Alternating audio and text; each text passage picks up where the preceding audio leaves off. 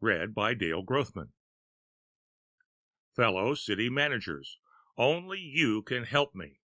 Progress has made Go Fight City Hall a battle cry. Make me an offer by Con Blomberg. To all city managers, from Ross Rowe, New York City Manager. Subject: gelatin molds.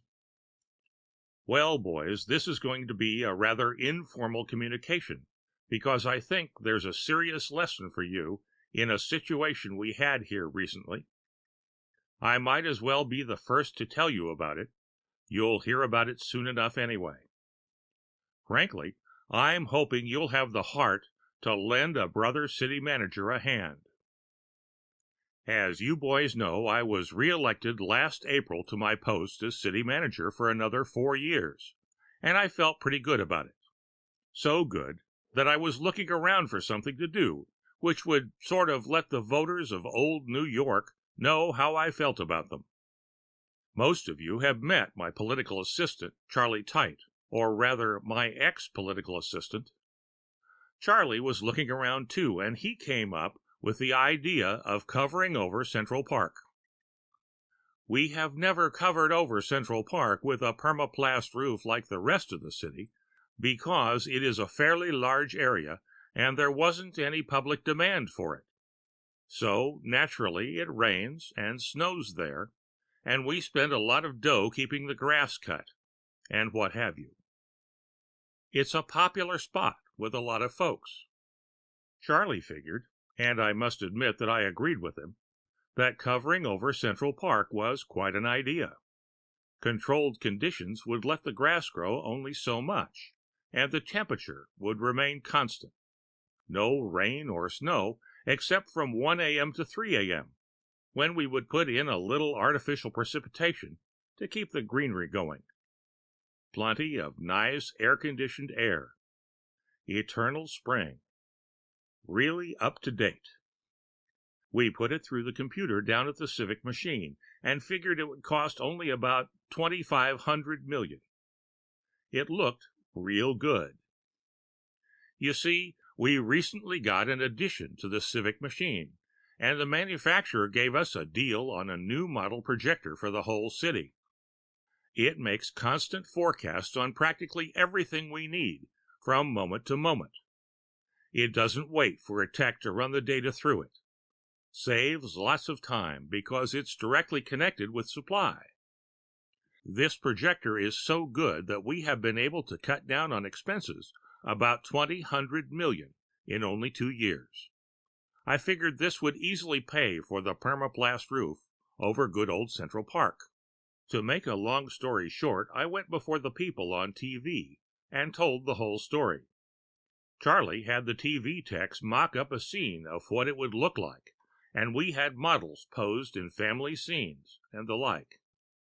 Should have gone over like a shot, and it would have, except for this screwball Hattie Dakin. It wasn't an hour after I made my broadcast that my secretary announced this Miss Hattie Dakin. She proved to be a young matron type with pretty good legs and a chip on her shoulder. She was against roofing Central Park. Well, you boys know how it goes. Always some crank who doesn't like things changed, and after they have blown off steam, they quiet down, and you can go ahead and do the work. So I let this Hattie Dakin talk on and on until my ears were limp from listening.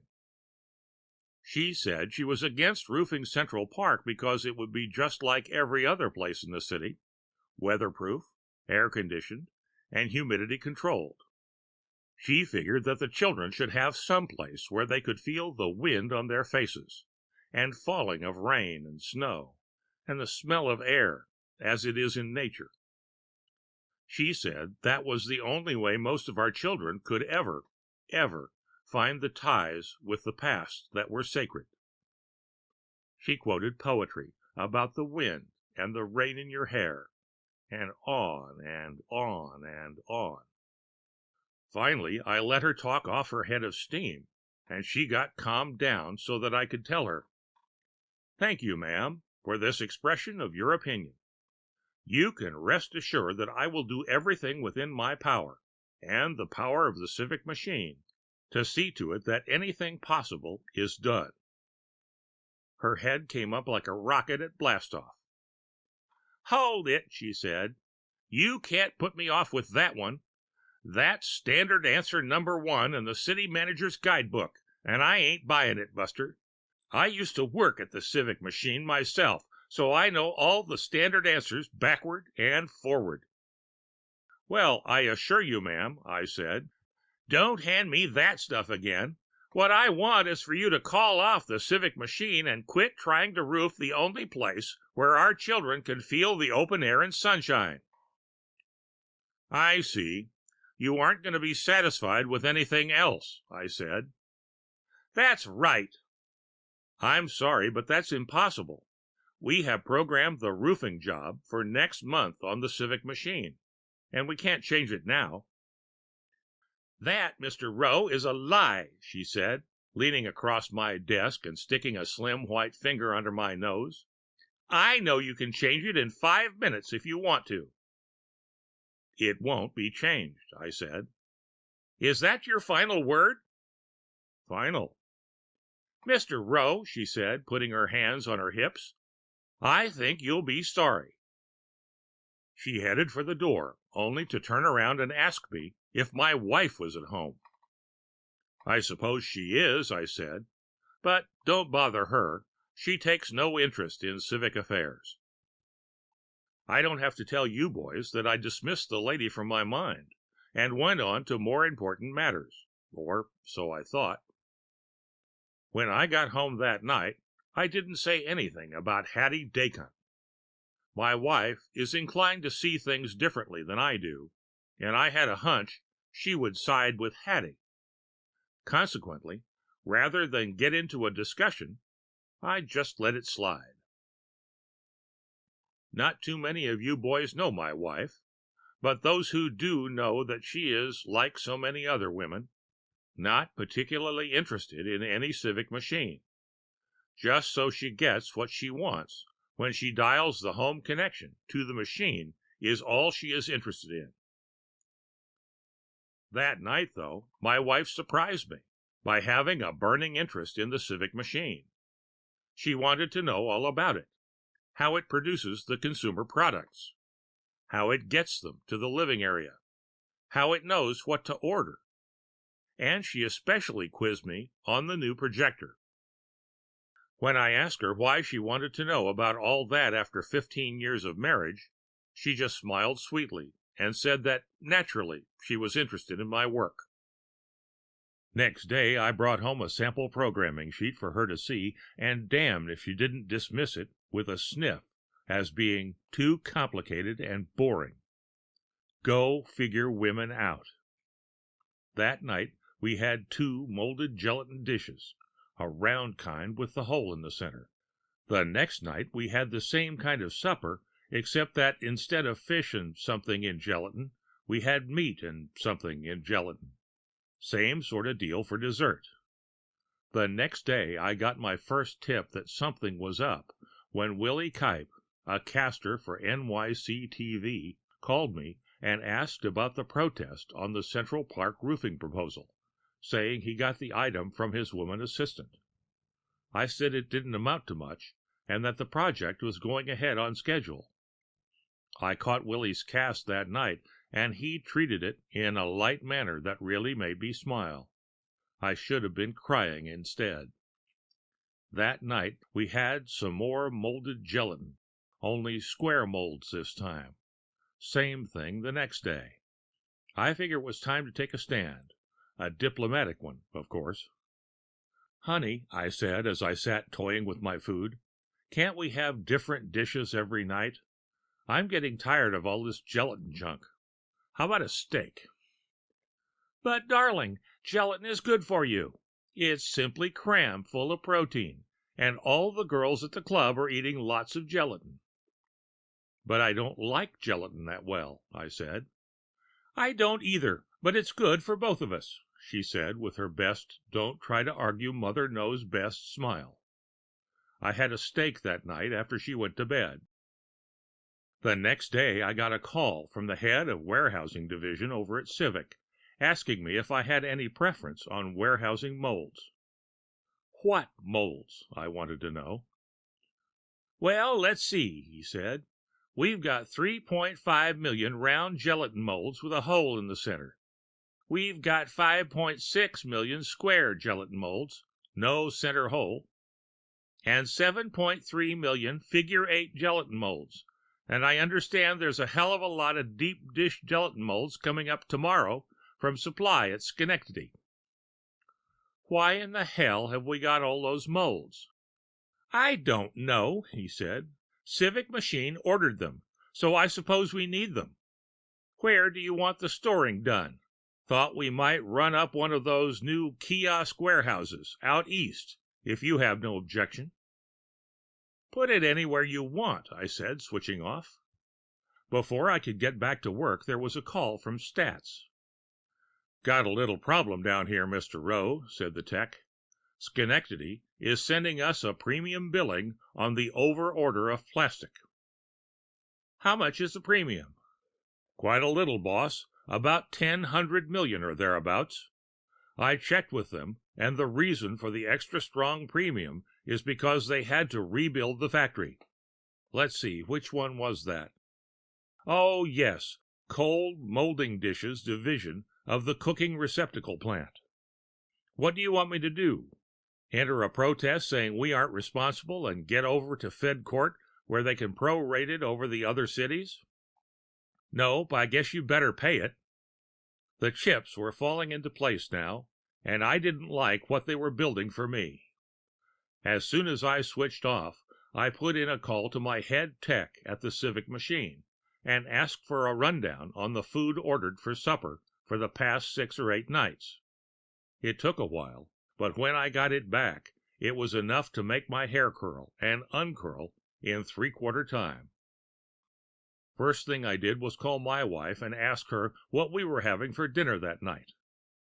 We're having your favorite, steak and kidney pie, dear, she said in that innocent little girl voice that means there's trouble ahead. No more of those gelatin dishes, sweet? No more of that awful gelatin, darling. I'm so tired of it, but I did order a pair of nice shears today. You know, sweetheart, scissors? Yes, dear, that's nice, I said, trying to smooth down the hair on the back of my neck, which was standing straight up. The Civic Machine didn't have any scissors, darling, so I told it to go ahead and get me a pair regardless of the weight. That was all right, wasn't it, dear? Fine, dear, fine. I can't imagine why the Civic Machine should be out of just plain old 6-inch scissors. Can you? Just can't imagine, darling. Goodbye. Goodbye, sweetie. My hand was shaking when I called the tech at the Civic Machine and asked him to check up on the orders of scissors. It took a minute or two. When he came back, his face was puzzled. Funny thing, boss. There was an order for just under 10 million pairs of scissors. That's more than we have had in the past 7 or 8 years. All ordered last night. There must be a mistake somewhere. I'll run it through again and have a test made of the orders section. Never mind, just do this, I said. Fix up the projector so it doesn't send out any orders for scissors, and cancel any orders that have been placed. I was wringing wet with sweat. It was going to be a close one. Believe me, boys, I didn't waste any time getting on fax and TV, telling everyone that there had been a change in plans due to public demand, and we weren't going to be able to roof over Central Park after all. I suggested that, as long as the administration had cooperated, the people should cooperate on the matter. An hour later, I called the Civic Machine and asked for a check on scissors. The orders had dropped to a mere 5.4 million, way above normal, but the way cancellations were coming in, it was obvious that it would be within reasonable proportions soon. Just in case some of you missed the play-by-play on that, let me sketch it out for you, as I found out later. It seems that this Hattie Dakin had organized a phone campaign on the Let Our Children Enjoy Nature theme, which went over big with women. Every woman called 5 women friends, and these 5 called 5, and so on. You figure it out. With geometrical progression, it didn't take long to get in touch with about 14 or 15 million women. Not as fast as TV, maybe, but a darn sight more efficient and thorough. It was the talk of the women's world, and we men didn't even know about it until the battle was over. This horde of women, led by Hattie Dakin, agreed that they would order the same dish, gelatin in a round mold, on the same night. You know what this can do to a good projector? It just went frantic. Projectors work on the basis of average demand for anything, and with an average demand for round, mold gelatin foods 2 nights in a row of about 10 to 11 million, it went ahead and ordered a whole conveyor load of mold dishes from Schenectady. The next time it was square molds for 2 nights, and the next it was figure 8 for 2 nights, and then double shot of deep dish. They have a new projector up at Schenectady, same as we have, and it ordered an increase in the size of the mold-making factory based on our demand, which was run in with everyone else's demand. Then, when the demand didn't come through for us and from the other cities in the area, we had to pay a premium for building the new factory. The scissors business would have bankrupted us completely. Think of it, millions of pairs of steel scissors in the year 2006. Think of the premium for increasing the size of factory, prospecting the planets, mining, spaceship freight rates, and so forth. That's why I was glad to give up the Central Park project. Well, to make a long story short, we aren't going near Central Park.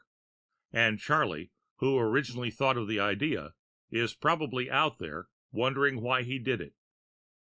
Now, in closing, I hope all the rest of you who have had a good laugh will sober up and sympathize with me and see what you can do about ordering Jello molds from us. We'll ship them out pronto. We have a large supply, and no reasonable offers will be refused. Please, fellas. The end of Make Me an Offer by Blomberg.